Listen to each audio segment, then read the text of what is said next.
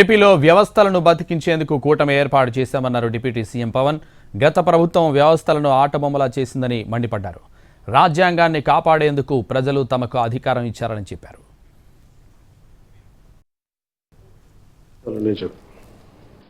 గత ప్రభుత్వం కళ్ళ ముందే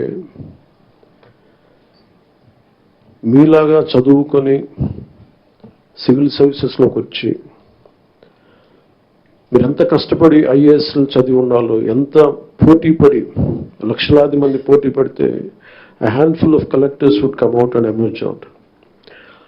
అలాంటి ఒక ఎమినెంట్ వ్యవస్థని, బలోపేతమైన వ్యవస్థని గత ప్రభుత్వం దాన్ని ఒక ఆటబొమ్మలో చేయడం మా అందరికీ చాలా బాధ కలిగించింది.